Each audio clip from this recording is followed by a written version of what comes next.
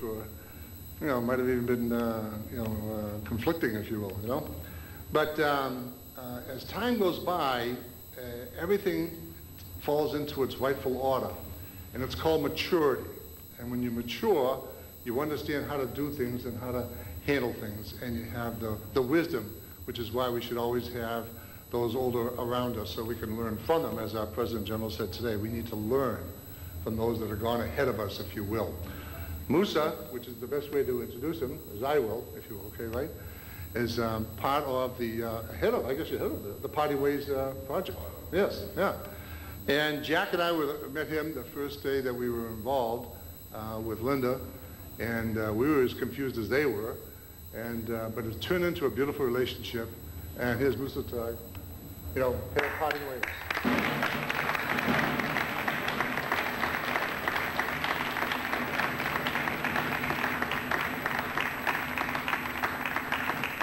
I never get his whole name. Last one? No? No? Anybody else out there? That's you? Okay. Why don't you just come in and sit down? No. Stay right there. Stay right there. Stay right there. Yeah. Ladies and gentlemen, here's the guy, Eddie Johnson. I'm telling you, you talk about a loose cannon. I'd take him in the Marine Corps and just send him out there. He's going to kill somebody. You know, he's going to do something. He's going to wreak havoc. He'll probably go on the other side, organize them, and have them retreat. You know? I mean, this guy is something else yet, you know, and hopefully he'll, or maybe he shouldn't, I don't know, you know, and find out if he has heritage going back to the Sons of American Revolution, because I have a lot of jobs for this guy, you know. It's been our pleasure for Jack and I to have known him and worked with him over this past year, and I can't tell you how humble we feel that, that both yourself, certainly the mayor here really leaves me speechless here, and of course the Whalen Museum have been and done for the Sons of American Revolution. My friend and one of our partners in crime, if you will, Eddie Johnson.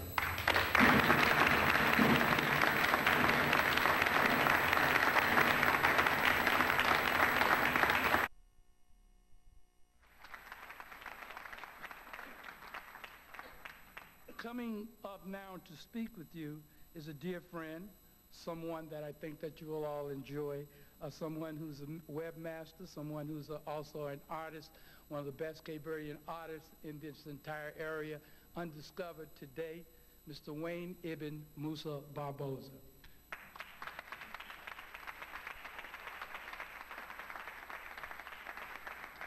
Good evening, ladies and gentlemen, honored guests. I'm not a speaker. I'm an artist, I'm a craftsman, and a friend of Eddie's. And I can't tell you what I'm doing here other than he asked me to give a few words. And he wanted me to specifically teach on a dollar bill. The reason why I thought it was odd, but since it's George Washington's birthday and we should celebrate it in some manner, I'm asking everybody out here to take a single dollar bill out their pocket.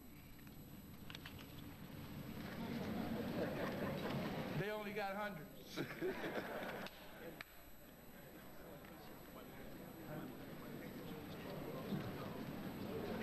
Tony. George Washington. Yeah. George Washington, the father of this country, the first president, elected in 1789, February 4th, which happens to be my birthday. He's on every one of these, and there's a reason for it. We know him as the first general. We know him also as one of the largest slave owners, and all his wealth and power came from that deeds.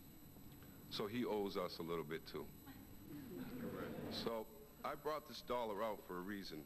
Not that I'm going to try to rob everybody here. But if you notice, not only is there a picture on the front, this picture's all over this. And I'm bringing it out because I know that $533 billion is spent in our communities. $533 billion by African Americans, Cape Verdeans, and people in our communities. Only 7%, 7 cents on this dollar comes back. Why? Because we don't know how to use it. We're so busy thinking it's our picture on there and it's for us individually that we don't understand that that 7 cents is not going to bring any schools to our community. It's not going to bring any aid to us at all. It's going to buy some Nike, Fabu, Falanchi, you know the names, Perry Ellis, okay? Well, they designed this dollar bill as symbols. Pictures mean symbols. If I say cat, you see a cat. If I say calico, you see a special cat. Siamese, another cat. Dog, you see another animal. Pictures say words. And this is what we're going to try to do. Turn the dollar bill in the back. You notice that there's a pyramid in one of the circles. The pyramid is set in the wilderness, and it has 13 steps. On the base of the pyramid, it says 1776. Now, it isn't a coincidence that we had 13 colonies and we established America at that time. And it isn't a coincidence that it's in the wilderness and that there's a shadow under it. Evidently, the eye or the apex of the pyramid is glowing, and all around it is light. We cannot see anything without light. And as George Washington said, I cannot tell a lie. So he took the first page of this Bible, or this dollar, and he wrote everything called history as we know it. This is the currency. This is the juice. On the back, you see that pyramid with the apex represents a nation that rises out of a nation. It's an apex, a complete pyramid of its own. It shed so much light on the nation that it established it, that it cast that shadow. On the other side, we see an eagle. The eagle could have been a turkey, but they chose an eagle. And it's wonderful because my son's out there right now. We actually saw a bald-headed change eagle. agents.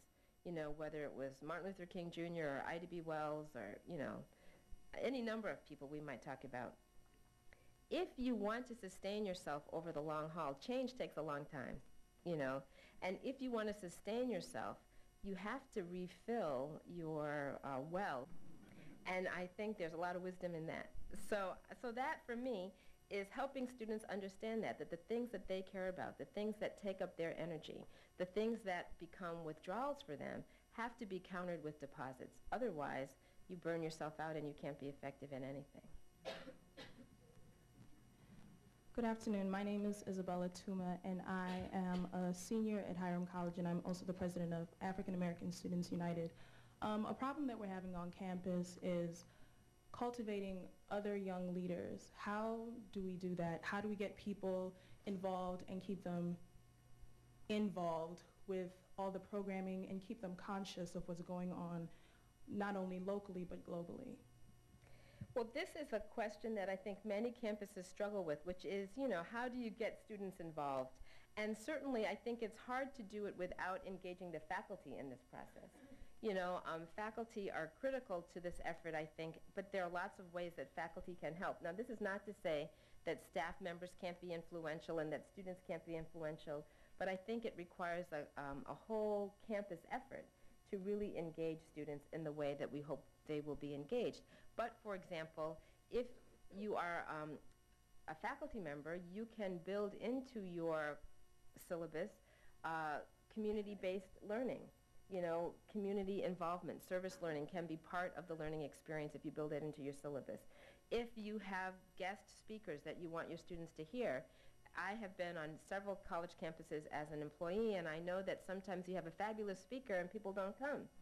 But if you have faculty members supporting the program, they can build it into their syllabus and make it a part of the requirements for students to attend those events and learn. Whether they were really interested or not, they sometimes hear something that they might really benefit from. And, but I also think, you know, leading by example. Students themselves wear themselves out. You know, that it is, let's say it's Black History Month.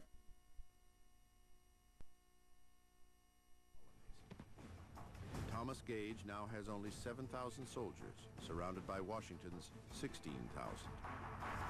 The loss we have sustained is greater than we can bear. Small armies can't afford such losses. The rebels' number is great, so many hands have been employed. I wish this cursed place was burned. Thomas Gage. October 11th, 1775. Without fanfare and without honors, General Thomas Gage is relieved of his command. Once Britain's most powerful man in America,